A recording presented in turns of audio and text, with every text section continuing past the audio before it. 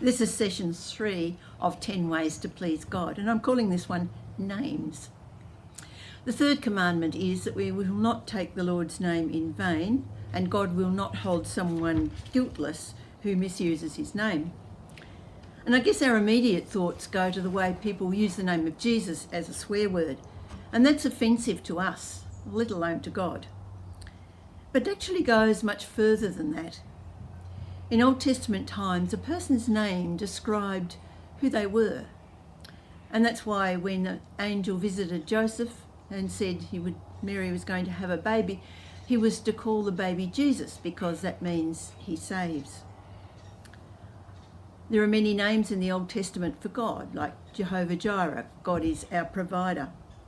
And each of these names describes an attribute of God. So this third commandment is saying that we must treat the name of God with honour and respect. Now, the ways we may disrespect the name is when we profess to be Christian, profess to love God, and yet our lifestyle simply doesn't show that. We're dishonouring the name of God. Another way may be when we take an oath on God's name and break that oath. That shows that we don't respect his name. Or if we take an oath on something that is ungodly, but we take it in the name of God. Now, you often hear people say, well, as God is my witness. Well, he is their witness, and so they better jolly well be speaking the truth. But so often it isn't. It's just an attempt to make the person sound as if they are being genuine and truthful. In fact, Jesus tells us not to make oaths at all. He says, rather, our word should just be our word. Let your yes be yes, and your no be no. God does not take lightly those who make false declarations using his name. Now in Jeremiah 5:2 it says, although they say, as surely as the Lord lives, yet still they are swearing falsely.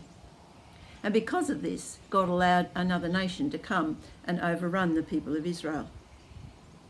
Zechariah 5 speaks of God's judgment on people. Everyone who swears falsely will be banished. God's name is to be honoured. The second phrase of the Lord's Prayer, hallowed be your name. In other words, your name be honoured.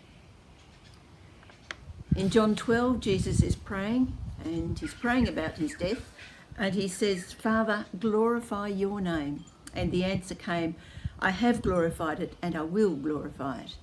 And of course, this is talking about glorifying his name by Jesus' obedience in going to the cross. God's name is to be honoured in all ways.